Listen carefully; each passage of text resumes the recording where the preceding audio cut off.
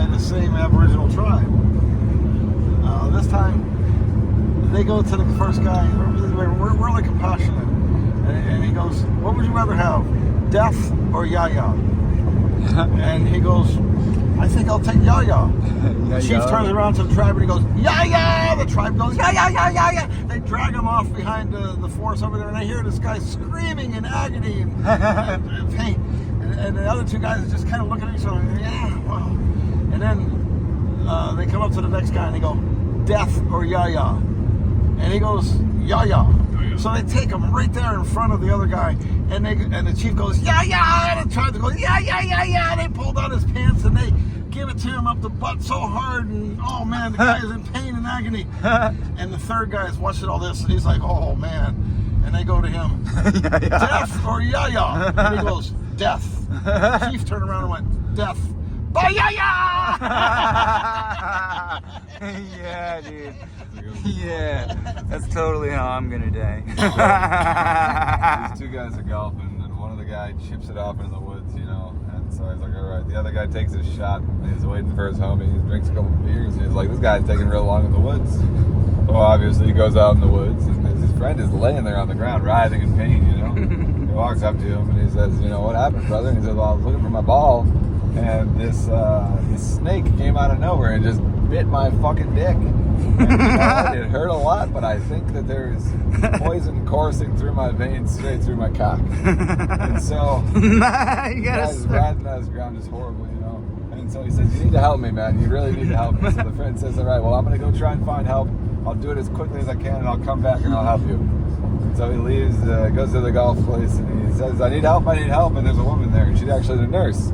And so she also works as a golf course. You know, she's got 5 children. She's an entrepreneur, but you get the point. She works a lot of jobs, but she's also a nurse. And so he says to the woman, he says, "My friend, you just got bit by a snake. What can I do for it? I think it's venomous, you know."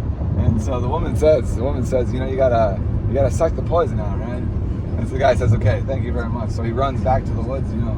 The guy's there. He's almost on his deathbed, you know. He's writhing in pain. His cock is the size of a kumquat.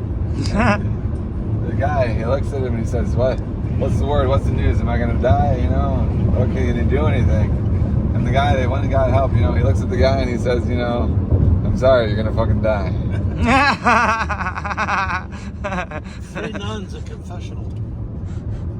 First nun goes in, she goes, "Forgive me, Father, for I have looked at a man's private parts." And he says, "Go out and say 30 Hail Marys and wash your eyes in holy water." Next girl comes up and she says, next nun comes up, she goes, "Forgive me, Father, for I sinned, for I have touched the man's private parts." And he says, "Go out and say 60 Hail Marys and wash your hands in holy water." And then one's there washing their hands, and the other one's washing their eyes. And the third nun comes out, she goes, "Hey, make way, sisters, I got a gargle." Nice.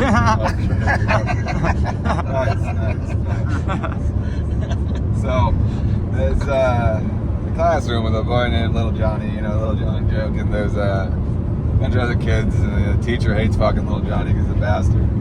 And it happens to be a show and tell day, you know, so people bring these from their house with a little story, a little anecdote, you know. And so the teacher says, "Who wants to go first? Who wants to do the show and tell first?" And Little Johnny raises his hand as high as he can, you know, and everybody else just kind of raises their hand, but not really. And the teacher fucking hates Johnny, so she skips over him and she calls on Little Susie, you know. And she said, "Little Susie, what'd you bring? What'd you bring into the show and tell with the pictures, the story, you know?" "Well, my father, he works at the hatchery, and so I brought a basket because the lesson that I learned, you know, is that you take all your eggs and you put them in one basket, because my father, he came home from the hatchery one day with all the eggs in one basket, and, you know, he hit a bump in the road and they all broke. And so the lesson that I got with my basket is that, you know, don't put all your eggs in one basket." And so the teacher said, "That's very great, Susie. Thank you very much. Who wants to go next?" And obviously Little Johnny raises his hand as high as he can, but the teacher just passes right over him. And Little Donnie's right there, he's raising his hand. The teacher goes, "What about you, Donnie? What did you bring?" And Little Donnie, he brought in multiple kinds of eggs, right? Because his father also, like everyone in the fucking town, worked at the hatchery, right? And so his lesson with the multiple eggs is because one year, you know, his father, he grew a bunch of chickens and the eggs, and they, you know, but he had a problem with the egg and the chicken, and you know, he lost all the eggs, right? So, little Donnie's lesson with the eggs was diversify your portfolio. Very smart kid, you know. And so the teacher's all right. That was very, very good, Donnie. What? Who's we got next? You know. And at this point, there's nobody else really raising their hand but little Johnny. And so the teacher, he's got to call on little Johnny, and you know, she's just all right, little Johnny. You know what did you bring in?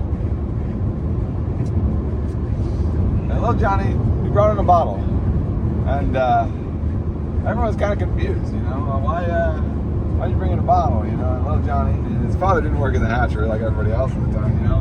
And teacher says, well, what's your story, you know?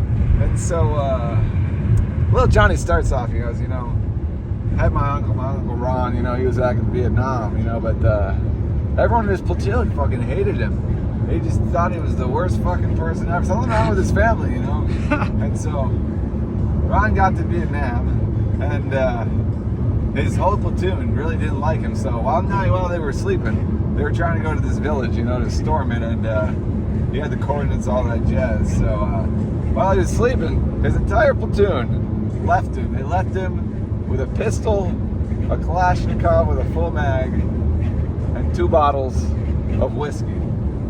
2 big bottles of whiskey. And so he wakes up, he sees his platoon has left him for dead.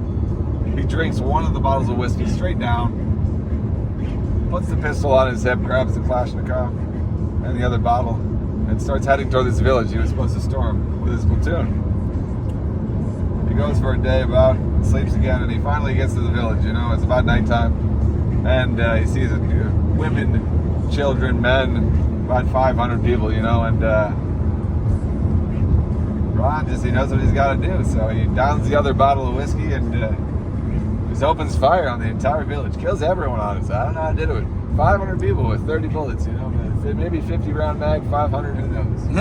So everyone's dead in the village, you know, and Ron's just standing there, you know, and he's feeling something. He doesn't know what it is, you know. He really doesn't know if it's a grief or misery or shame or pride, and he feels something.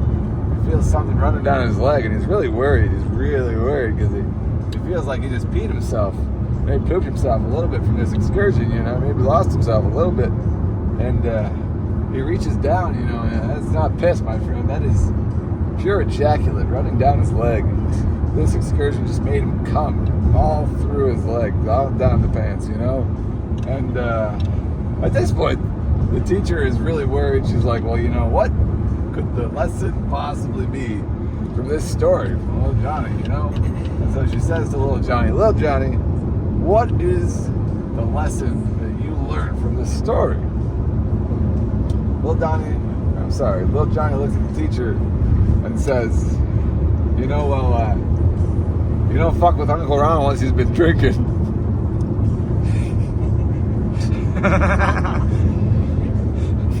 An Italian father talking to his 3 sons. And he goes, tell me, Michael, what are your favorite thing to eat? He goes, Papa, I just love a pizza pie. He goes, that's my boy. And then he goes to the next one. He goes, Angelo, what is your favorite thing to eat? He goes, Papa, I just love the spaghetti. He goes, that's my boy. And he goes up to the third son. He goes, Guido, what's your favorite thing to eat? He goes, Papa, I just love to eat the pussy. The father goes, the pussy tastes like a sheet. He goes, no, Papa, you take a too big a bite. That's very good. I like that. That's good. Traveling salesman walking along. So. And he comes across this bush next to this house that he's getting ready to go into. And there's this ruckus going on behind the bush. And he looks behind there, and there's this man going to town having sex with a sheep. And he thought, oh my God, what is that? And he goes up to the house right there where this was happening and knocks on the door, and this kid answers the door. He goes, hey, you know that there's some guy in the bushes over here doing something with the sheep? And he goes, yeah, that's my dad. There's a guy on a military base, you know. He got to the military base, he's been there for a couple months, you know. And it's in the middle of the desert. And, you know, eventually he starts to get lonely, and there's only men on the base, and he starts to get really horny, you know. And there's a camel in a tent. And he sees sometimes the guys, right around nighttime, they'll go to the tent and they'll take the camel, you know? So this guy, he's getting really lonely, you know? He's thinking about it, he's like, I can't do it. I can't do it, you know? And another month goes by, he's still thinking about it for some reason, you know? And I can't do it. 3 more months go by, man, and he still sees those people taking the camel at night, and he still can't do it, you know? Eventually, man, he fucking cracks. He can't do it. He's too horny, he's too lonely, he's just got to do it. So, one night he goes to the camel. You know, he has sex with the camel. He has great sex with the camel. He relieves himself. He has a great time. He goes back to his bed and he falls asleep. He has slept as best as he has in the past 5 months.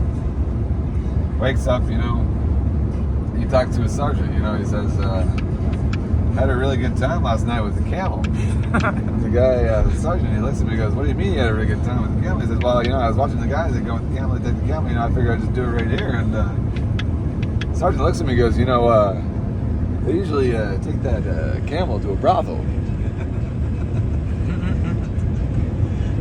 So there's this kid, little Johnny. He's always acting up at school. Yeah, little Johnny, fuck that He's kid. always little Little bastard, yes he is. Yeah, anyhow, his teacher, he would go to school and then he would leave early and ditch school the rest of the day.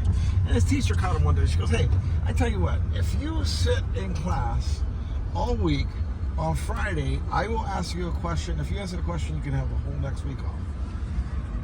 He says, okay, that's a good deal. So he comes into class and he sits there and he's good all week. Monday, Tuesday, you know, he's good all week. Friday comes along and the teacher, he raises his hand and goes, teacher, can I have the question now? She goes, okay, how many buckets of water are in the ocean? He goes, I can't answer that. Nobody can answer that. She goes, well, you come to school next week and we'll do the same thing. Friday, I'll ask you another question. And if you answer it, you can have the whole next week off. So I agreed to it. He comes to school all week and he behaves. And on Friday, he raises his hand and he goes, okay, teacher, can I have my question? She goes, okay, how many stars are in the sky? He goes, I can't answer that. Nobody can answer that. That's impossible. She goes, well, come to school next week and we can discuss this more. Yep. So little Johnny's not too completely stupid, right? So he goes home and like Thursday night, he gets a couple ping pong balls and paints them black, right?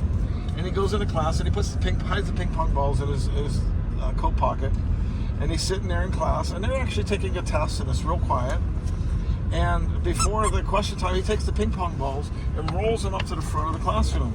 And the teacher stands up and she goes, okay, who's the comedian with the black balls? And he goes, Richard Pryor, I get the next week off. That was a good one.